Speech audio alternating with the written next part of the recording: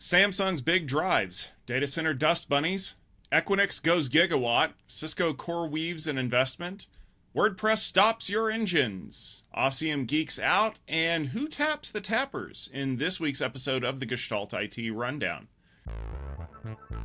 Hello everyone, and welcome to the Gestalt IT Rundown for Wednesday, October the 9th. My name is Tom Hollingsworth, and I hope that you all brought your teddy bears to the office today, because it is National Bring Your Teddy Bear to Work Day. If you missed out on that opportunity, though, make sure you take this chance to call your parents and invite them out to lunch, because it's National Take Your Parents to Lunch Day.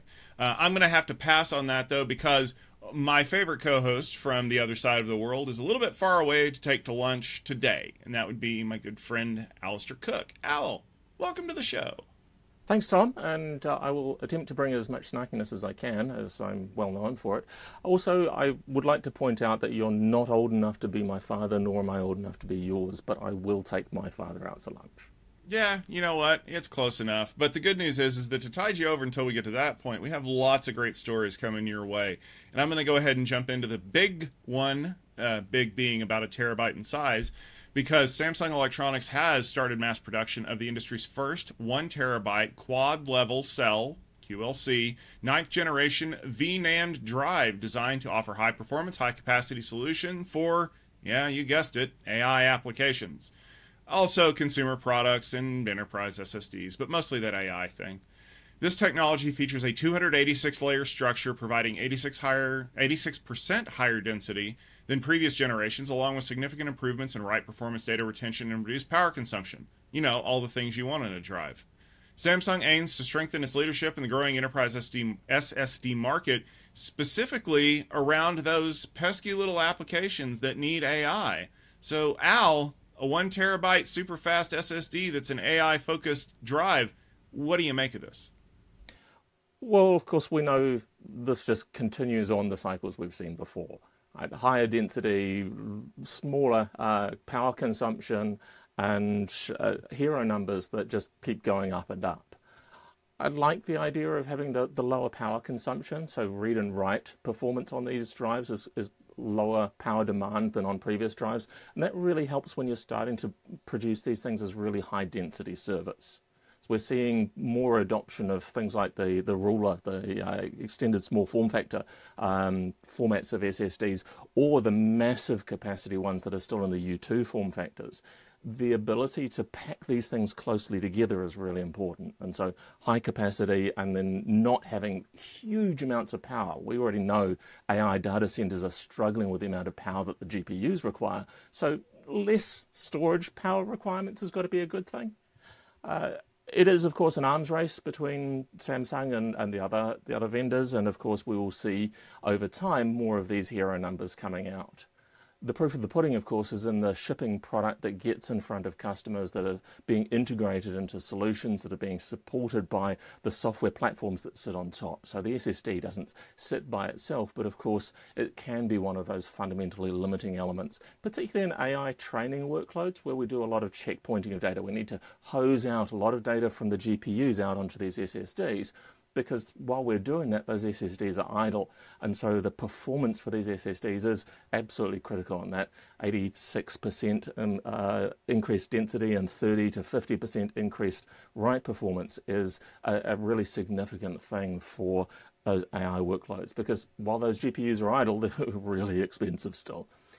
So yeah, it continues that what we see of this massive explosion in the size of storage. There is never a storage recession. There's always growth. And I think we will continue to see more and higher density storage along the way. And of course, as that storage gets larger and higher density, we'll find lots of ways to fill it up with new types of data, particularly the massive training sets that are being used in AI applications. Information Week had an interesting story this week about security risks associated with dust and fluff accumulating inside data centers, in particular inside servers inside data centers. The story seemed to say that the danger here was about overheated servers because all of that dust gets in the way of airflow. Tom, is there a problem keeping these things clean and cool? I don't know how to break it to you people, but the data center's not as clean as you think it is. Yeah, those white raised floors look super pretty whenever you've got these harsh fluorescent lights shining down everywhere. But you're also talking about moving a crap load of air around in these things. And it may be clean above it, but it's definitely not clean below it. Anytime you've ever had to pry up one of those raised floor tiles, you know that underneath there is just like it's crammed, and it's not like dirt. Like if you go to your house and you've got mud and stuff that's been tracked around, that's one thing, right? But it's that fine particulate dust that settles all over every surface of your house. You know, no matter how much you do, you're gonna have to go back and you're gonna have to wipe it down with a rag or a Swiffer or Pledge or something like that. Well, imagine that dust is suspended in the air all the time. And the only thing that stops it is the filter inside of a server that's on the back of a fan. So you get this super fine particulate dust that's basically blocking airflow. You're probably thinking to yourself, that's not that big of a deal, right? Well, in the article, it was kind of interesting because they thought that at least the common wisdom was that it was actually counterfactual. They thought that it was a lot cleaner because there's no moving parts. Well, I got news for you folks. Hard drives are sealed. Dust getting on a hard drive doesn't happen. I mean, particles of dust can crash hard drive heads. This is more about what happens whenever you miniaturize that stuff and remove the moving parts. You add more silicon chips into a server, and then you squash it down into a single rack unit or into 2 rack units. You're generating significantly more heat than you used to. And so what happens is that the fans have to spin even faster in order to be able to move that waste heat out of the system. And that's even when you think about creative things like heat pipes and all the other massive active cooling systems that we've put in there. So what ends up happening is your servers are hotter, they're blowing more air, which means more air is being forced through the servers, which is causing the dust to accumulate faster. And there is absolutely no way to hermetically seal a data center. Well, I guess unless you're one of those weird Google people that's going to like take a container-sized rack setup and just submerge it in oil. But then you've got other problems that you have to worry about. So I think it's interesting that they're bringing this up. It's kind of one of those, boy, I bet you never thought about this. It's something to consider, but right now I don't necessarily know that there's a way to fix that, because the other thing, if you think about the way that you do it in a home, is that you put like a HEPA filter in front of it, right? And you trap all that dust. Well, that's going to reduce the airflow into the servers anyway, and they're already rated for a certain amount of airflow per second, and if you reduce that in any way by putting a filter in the way to help, you're actually going to cause overheating. And I've seen what happens when one of these things slags out, and you don't want to be anywhere around it. It's like a little mini volcano. All right, Equinix has a joint venture between its partners GIC and Canada Pension Plan Investment Board to build multiple data centers in campuses across the U.S. The data centers will, of course, boost AI and cloud growth for Equinix customers in the U.S. And we've seen some statements that have been put out by other people in the industry that have said, hey, we need to just build as many data centers as possible to let AI grow as fast as it can, because we were never going to hit those cloud targets anyway about, reducing carbon usage and clean energy offset. So let's just go hog wild building AI stuff. And it looks like Equinix may be jumping on that bandwagon. Al, what do you think about Equinix trying to meet the demand in this craze? Well, I think there's a couple of pieces in this, and one of them is, as you say, this is a 1.5 gigawatts of data centers that they're planning to build. It is 1.5 gigawatts of data centers. It's a heck of a lot of data center power that's going to be required, and cooling and all of those infrastructures. So yeah, we need a few more trees to handle that, and hopefully it'll be in locations where some of the power is a bit greener than in other locations. One of the interesting things was GIC. I had a quick look around to see what GIC is, and apparently it's the Singapore government's state wealth fund. And they've been a partner with Equinix as well in previous deals. So GIC and Equinix have partnered together to build data centers in Malaysia as well. So this is not something completely new. What is new is getting the Canadian Pension Plan Investment Board on board as well for this $15 billion worth of spending. Sorry, $15 billion worth of spending. And it's a lot of data centers, it's a lot of AI. I wonder if they're going to get the GPUs for this. There is somewhat of a problem getting hold of high-powered GPUs for building these AI data centers. Of course, we know that Samsung's now going to be able to provide them plenty of storage out of those 1 terabyte SSDs. Plenty of other providers will offer as well. I think one of the challenges is identifying the business value. There is still an AI land grab going on, and I think there is still the story that AI is a discrete and separate thing itself rather than being part of the application you build. So I think that might be a good place where Equinix is set up with these high performance data centers that they build out for their customers to occupy, and to be able to meld together the line of business applications that customers are placing on these Equinix data centers with some of the more advanced AI services that really make a lot of sense to rent as a service rather than buying for yourself if you're a large enterprise customer. There's a vast amount of cost and specialization to build out a good high performance AI data center. And so using a provider like Equinix or one of the other cloud providers seems to be a much better way of utilizing these AI resources. And of course, service providers like Equinix are very good at running their resources at very high utilization where they're very cost effective and efficient to use, more so than we see in enterprise organizations that tend to be much more conservative in their loading. So I think this is a really good thing in terms of having capacity to run AI workloads.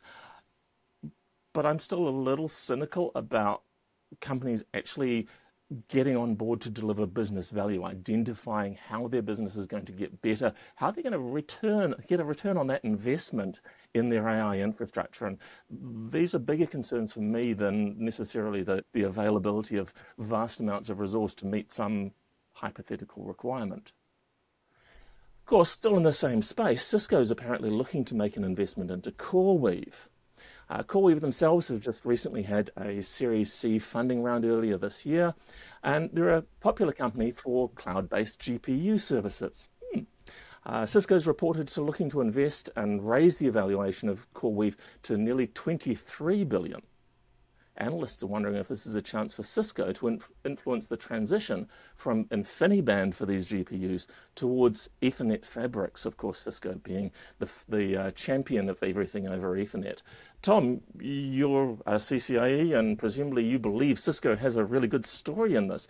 What is the story for Cisco with Coreweave? The story is that they need a customer that they can believe in that will consume this and not just rip it out when the next best thing comes along.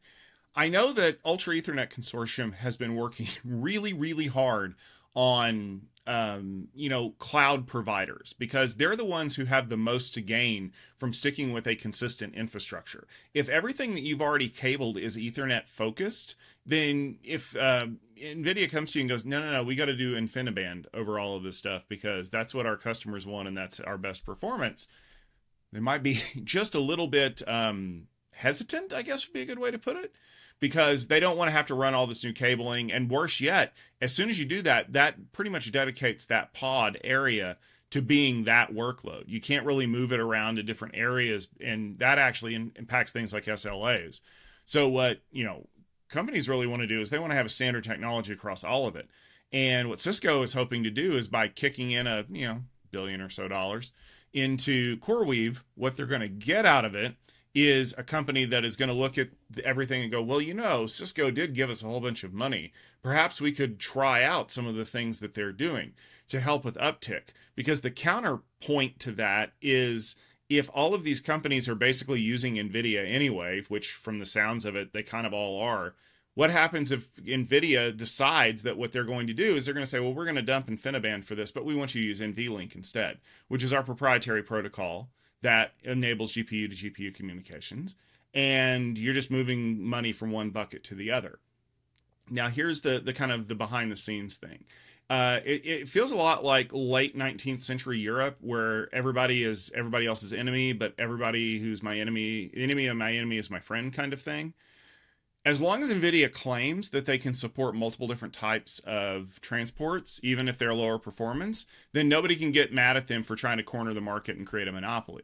Likewise, Cisco is going to support pretty much any DPU out there, whether it's their own homegrown versions, if it's anything from AMD with the Xilinx acquisition, or if it's Bluefield 3.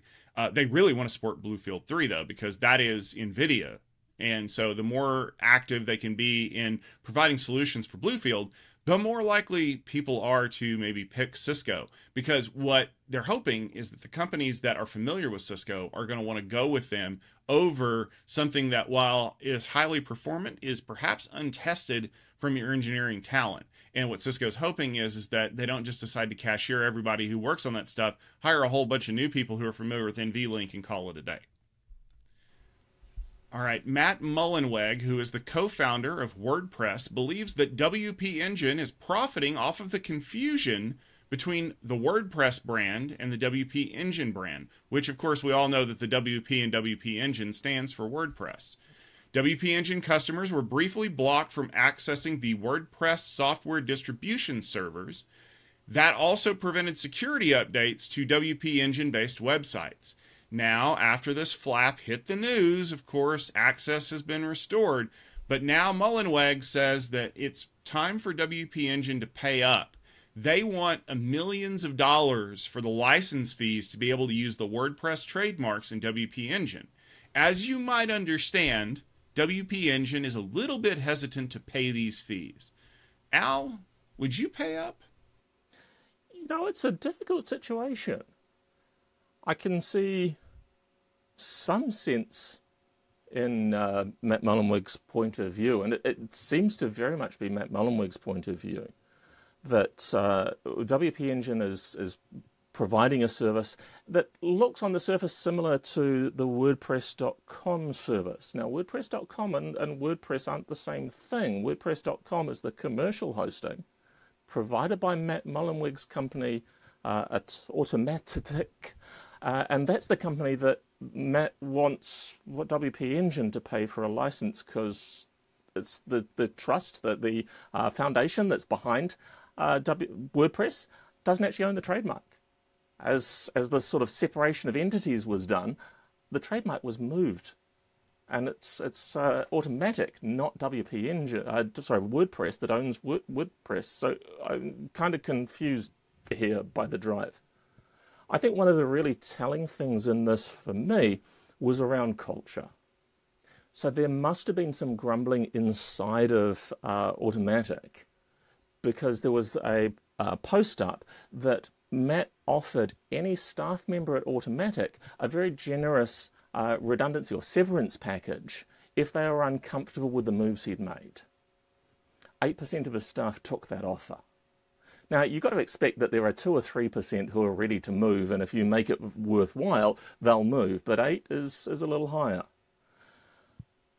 In terms of where I see this, the thing is that the losers here are WP Engine's customers like myself. So I needed to update some plugins and update the latest versions on some of the sites that I run, and those live on WP Engine. I've been a customer for WP Engine for a long time. Incidentally, I have other sites that are on WordPress.com. I went to do these updates, couldn't do the updates. A couple of days later, could do the updates, but apparently that stopped again on the 1st, or was due to stop on the 1st of October. So maybe I can't do updates again. It does feel like it's a bit of a ransom thing. But Matt's point is that Automatic is providing the resources to run these update servers, and really WP Engine should run their own. They should be a contributor to the community in a bigger way than he feels they are. And Matt particularly calls out Silver Lake Partners as being one of the investors in WP Engine who just want to get a return and don't really care about any community part. So I can see some of where he's coming from in it, and I imagine that since this has been going on as WP Engine and WordPress.com being sort of parallel companies for 10 years, it starts to really great when a non-contributing company is making great profits off things that you're contributing to. In a soup of words that are kind of made up, Oscium, well, maybe not so made up, Oscium is acquiring MetaGeek from Orvik. Specifically, Oscium is getting the MetaGeek brand along with the code for the MetaGeek tools, like the channelizer and NSSID, tools for doing investigation and reconnaissance on wireless networks. Co-founder Brian Tuttle is returning to the company to lead software development. Tom, MetaGeek has presented at TechField Day in the past. What do you make of this news? Are we going to see Oscium at TechField Day soon? I would hope so. I mean, the press release was bylined in Oklahoma City, Oklahoma. So, Oscium, if you want to sit down and have a chat one day about what you're doing, I'd love to. We can go out to lunch at Ted's and get some great Mexican food. If you're from Oklahoma City, you know where that is. But I think this is an interesting move because when you look at what's kind of being moved around, first of all, MetaGeek did present at Wireless Field Day 2 was actually the very first time that they did, and it was amazing. Like they brought in Channelizer, and it's the first time I ever actually got to play around with some really cool wireless tools back when I was still an engineer. And just kind of following their progression over the time, they've always been this smaller shop. Ryan Woodings has done a great job putting a great team together over there and building some really cool stuff. But then they got bought by Avik a little while back, and so you know how it is when your small company gets folded into a bigger company. They still have the MetaGeek identity, but a lot of what they're doing is kind of maybe being split and moved around a little bit. And so what Oscium said was, well, there's still value in what you're offering. So we want to buy that back. We want to buy back the name. We want to buy back the tool code. That was one of the things that they really wanted to get because they want to continue to maintain these tools, but also maybe build on them. Because one of the things that I've heard from my friends in the wireless community is they want a Mac version of Channelizer, since most of them use Macs. And I know that development actually makes that a lot harder than you might think. Speaking of development, Brian Tuttle's coming back. That's a big win for them because Brian was one of the co-founders of MetaGeek along with Ryan Woodings. Ryan, however, is not. Ryan is going to stick around over at Avik, and he's actually keeping most of the MetaGeek staff that were there during the acquisition at Avik. So I think what you're seeing here is you're seeing one of the co-founders wanting to get control of the brand again and maybe continue the development that he thinks is important. And then you've got some folks who are honestly probably pretty comfortable with where they're at, and they're going to continue to do the things they're doing using their expertise to make Avik's products better. So this little bit of a fracturing, I don't even know that I would call it that. Maybe it's a reallocation of assets, means that we get a healthy company back on the market developing these tools, because right now the market's pretty hot. I remember that when MetaGeek presented for that first time, they actually co-presented with this little startup company that was doing spectrum analysis that you probably hadn't have heard of at the time, called Ekahau. Any wireless people watching this right now are giggling because Ekahau is now considered to be the dominant spectrum analysis company out there. So I think when you see kind of how the market has transitioned and moved and changed, there's going to be a lot more people who are going to want to go back to this model of creating startups around tools and seeing if they can make headway in the market, or quite honestly probably end up getting bought. So props to the folks at Oscium for picking this up, and welcome back, Brian. I can't wait to see what you guys have in store, and I'm looking forward to some great new tools in the wireless space. Right, a fun closer look story. Well, maybe not so fun if you work for a telecom company, because there has been this enormous cyber attack that's been attributed to groups backed by the Chinese government, and a lot of telecom providers are worried. So this new report came out, and we linked to the Wall Street Journal article, but I'm sure there's going to be a lot of other ones out there, that there is a group. The name of the group is Salt Typhoon, which I believe was my AOL password in the 90s. They have had months-long access into the network infrastructures of companies that you may have heard of, like AT&T, Verizon, and Lumen Technologies. That access includes visibility over the lawful intercept functionality. If you're not familiar with that, that is basically the internet version of a wiretap. Lawful intercept means that if a law enforcement agency comes to a provider and provides them with a warrant, they must tap that traffic. Well, like all network taps, it's probably on by default. I don't know that for sure. But basically what happens is that Salt Typhoon hackers appear to be engaged in data collection. They're out there to just consume as much data as they can, including things about U.S. businesses and the businesses that they do business with. And there are reports that Salt Typhoon has compromised systems in smaller telcos outside of the U.S. And as we mentioned at the top, Salt Typhoon is attributed to the Chinese government. So at this point, there's no telling what's going on. Al, where do we want to start with this one? How about we start by just turning the internet off, because it seems to be the only way that we could stop any sort of intrusion. We hear these stories year after year, month after month, of hackers from somewhere. Of course, we only hear about the hostile ones, not our outbound hacker attacks. I mean, our state reconnaissance investigations. It seems inevitable that if you're connected to the internet, that somebody is going to find a way into your network.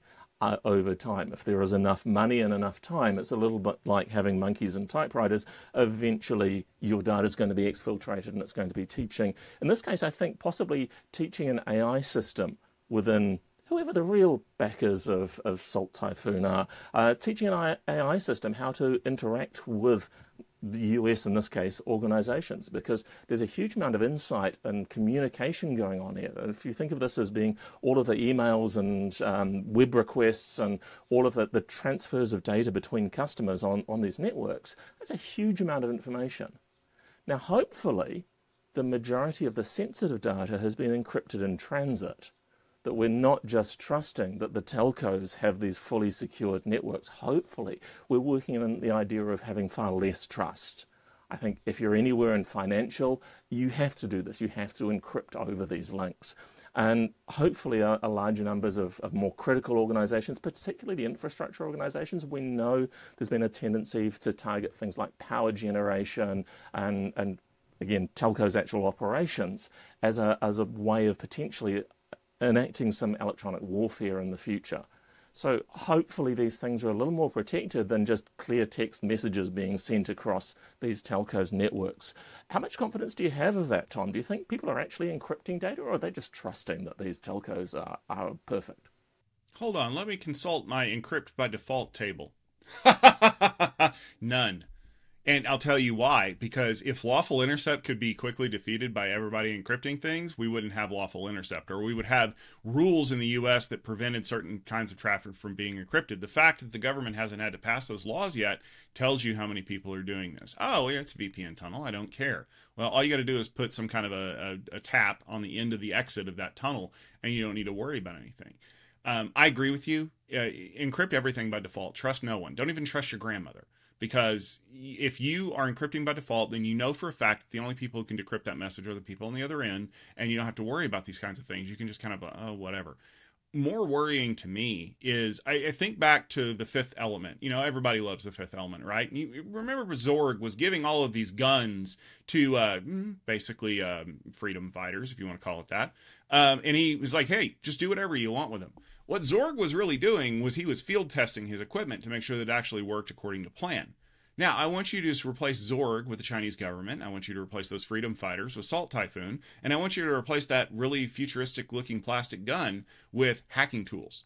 So now what you have is a nation state who is sponsoring a group to test out hacking tools, 1, to see if they work, 2, to see how persistent they can be, and 3, to find out what the response time for your cyber teams is. And right now, the answer is really good, really long, and really bad.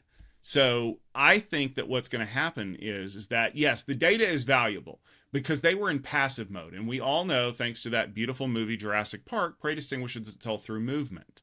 So what's happening is that when they get into these systems, they're persisting by staying quiet. They're collecting data. They're finding ways to dump it that aren't raising alarms. Tricking DLP systems, doing like oil rig style DNS exfil, whatever. There's a lot of different ways they can do it, and that also gives them a capability to test to see how fast they can get out of the system before they get caught. Then they get caught and they get rolled up. Well, can't touch Salt Typhoon because they're probably not in the U.S. We'll put out an Interpol warrant for them.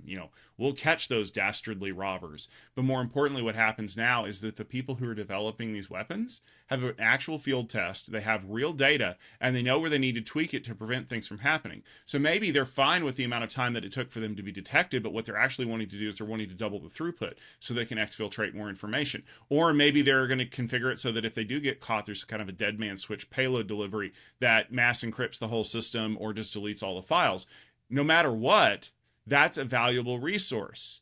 Because if you are a fan of watching any current event thing, you know that the Chinese government has designs on doing a lot of things in the world that maybe are unsavory. Potentially invading places that they probably shouldn't. And what better way to do an invasion than to completely shut down all the telecommunications systems of the place that you're trying to get into? If you don't think that that couldn't happen, I want you to rewind the clock back to the initial Ukraine invasion, because that's exactly what happened to the Ukrainians.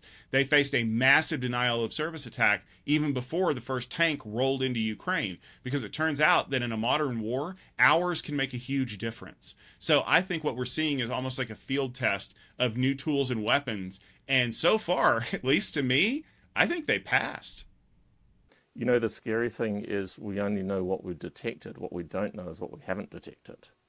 So it's entirely possible that there is a deeper layer to this, that what we've found is the sort of the first layer of the intrusion tools that's most easy to detect and is the most active.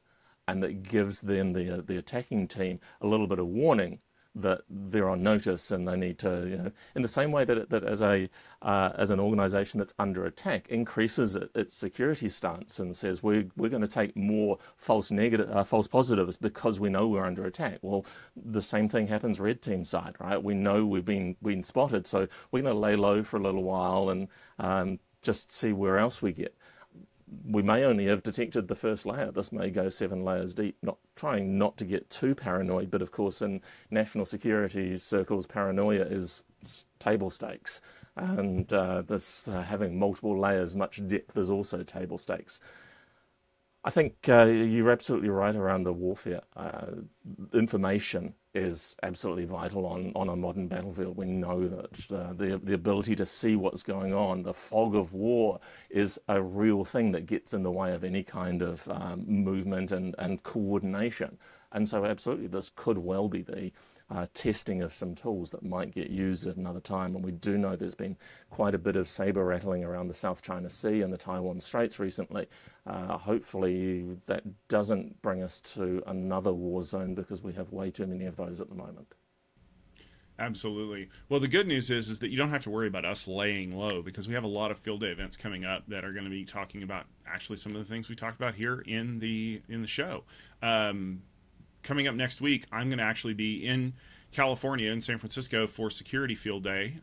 Al will be joining me there, along with Citrix, Dell, DigiCert, and SonicWall. We got a great lineup of presentations October 16th and 17th. And then after that, we have Cloud Field Day. Al, I think you're just going to be sticking around in San Francisco, taking in the bridge, doing all the cool stuff. We're going to be hearing from companies like Cumulo and VMware. And then we're going to take a little bit of a break, but I'm coming back the first week in November, because I'm going to be there for Networking Field Day 36, talking to Arista, Itential, Meter, first-time presenter, as well as Elicity. So we're very excited to have them taking place during that week. And then we have more events coming up, so make sure you check out techfieldday.com. We have a calendar of all the things through the rest of the year, and we're also adding the events that are starting off 2025. So if you are one of those people who likes to plan out and get your viewing schedule set up, which I highly recommend, just tell your boss that you're going to block all these times, because this is super important. You don't want to miss this stuff. Make sure you check that out. Al, if people want to check out some of the stuff that you do, where's the best place to find that? Well, you can find me personally. You can find Alistair Cook on LinkedIn. I've been posting a lot of things from the recent events that I've been at on LinkedIn. You can find me as Demitas NZ, the NZ being because I'm here in New Zealand most of the time. Although, as Tom says, I'll be joining him for Security Field Day next week, and the following week will be the first time I'm leading an event. So Cloud Field Day 21 will be my first event as a lead. And we've also got Platform 9 coming along, as well as Cumulo and VMware. So definitely check out those events, and you'll hear far more from me at Cloud Field Day, and you'll probably hear something from me around Security Field Day a bit too. Absolutely, and you'll hear more out of us every Wednesday in the afternoon when we publish an episode of the Gestalt IT Rundown. You can find us on our YouTube channel, or you can find us in your favorite podcast application of choice. Just look for the Gestalt IT Rundown. We're also streaming it on TechStrong TV, and you can check out past episodes and other great stuff that we do both on TechStrong TV as well as Futurum Group. We're going to be back next Wednesday. Well, I'm not, and Al's not, because we're going to be at Security Field Day, but Stephen will be here with another great co-host to talk about all the IT news of the week. Hopefully we don't make some of that news. We prefer to kind of stay under the radar that way. But if we do, you'll hear about it here first. And we hope that you tune in every Wednesday, and make sure that you leave a comment under this video and let us know what you thought. If you're listening to us as a podcast, leave a rating and review so everybody knows what we're all about, because we love to get new listeners, and we love to let them know that we're in for a little bit of a snarky ride, but some people really enjoy that. So for Tom and for Al, thank you very much for tuning in this week. We hope to see you very soon, and we'll be back with more great content.